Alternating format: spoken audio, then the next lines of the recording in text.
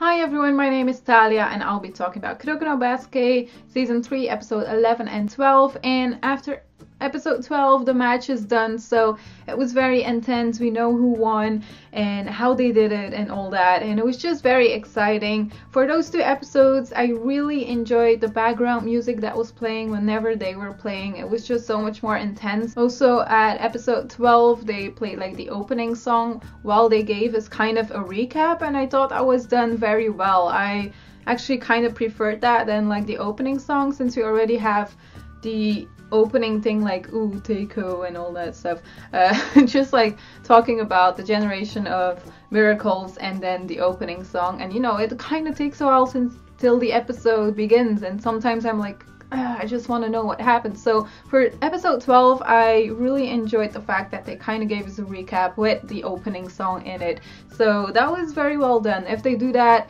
some other times, I wouldn't mind. I really like it. Seirin was still struggling and they didn't really know what to do, but then they figured out like, what if he kind of guess what Kissy will do, what his next move will be, or who he will copy. Maybe because of that we can figure something out and we can actually win this game. So that was actually all Kuroko, and I'm glad that Kuroko in these two episodes, he was very important. It is because of him that they, you know, that they won. So I'm just glad that he had a big deal in this, because I was already wondering like, why isn't Kuroko doing too much? But he was doing all the thinking. He was just observing everything, and he just came out with this plan and it worked perfectly. And to be honest, like for episode 12, I thought that they were actually going to lose with that last pass, and I was like, no, like Kissy, his team still scored and they're gonna lose, but no, they planned it all out. So we still had Kagami getting the ball, going towards that, then Kissy actually got there on time to stop Kagami, but luckily Kuroko was there. So Kuroko is yeah, he's the hero for these two episodes. I'm really impressed by it. I like that a lot. And also Kagami, of course, and the captain, he just kept everyone alive. Like he made sure that everyone was still going for it and that they still had hope to win, and that's very good for Seirin, and I'm just happy how it turned out. I liked in episode 11 how Kagami was kind of freaking out and he was telling Kissy like, this is our drama, and he kind of pushed him. It was so funny, and everyone was laughing with Kagami because he said that. And then we also had some good comedy in episode 12 at the end, that when they knew that, you know, they won, they just kind of freaked out and Kuroko was being cute and all that. I like the comedy in these two episodes, especially in episode 12. Just when they won, it's like they went crazy and I liked it.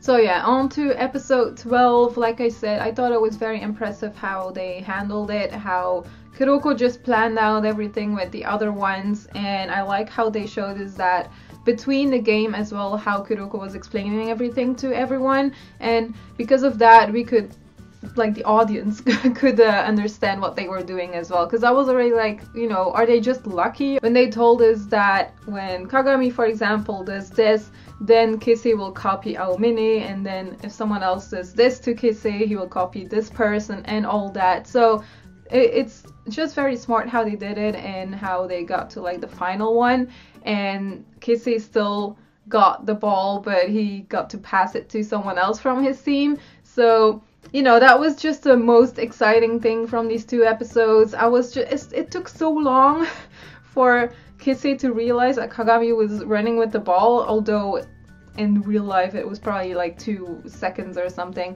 Oh, probably less, since they only had like 4 seconds left, so it went very fast. And when it ended, it was so sad to see Kissy cry, because he was trying to act all tough towards like Kagami and Kuroko, and you know, Kuroko still admitted that Kissy is the best player and that he couldn't beat Kisei because, you know, he's just way too strong. But although Kuroko told that to Kisei afterwards, he was still like crying and he just wanted to win.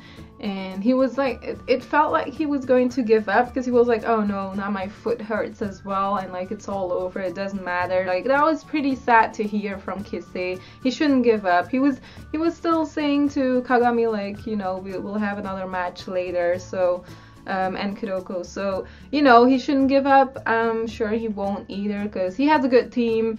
They're gonna take care of him. He will be fine. So yeah, that's kind of the end for you know, Kisei, his team. So next time will be Seirin versus Rakuzan, and you know, that's going to be exciting as well. But I feel like we're gonna have a whole backstory first, since, you know, they showed us that in the preview and Kuroko was talking about something about the past, and it's about Akashi, and they came onto that subject because of Midorima. So I'm kind of glad we saw Midorima back for just like a short time, but it doesn't matter. I'm just glad that we saw him again. He was talking to Kagami and he was like that Akashi is like two persons or something. I think the exact thing he said was like there's two of Akashis. I don't know. Kuroko was playing a little guy when he was little as well, and he also had red hair, so I was like, that's Akashi.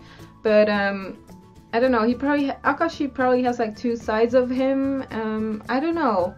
I'm really wondering about that now. I'm like, does he have like a vulnerable side and then like his tough side that he is showing in the games? Yeah, I don't know. It's kind of confusing now for me. So I just really want to know what Kuroko is going to tell the others about him.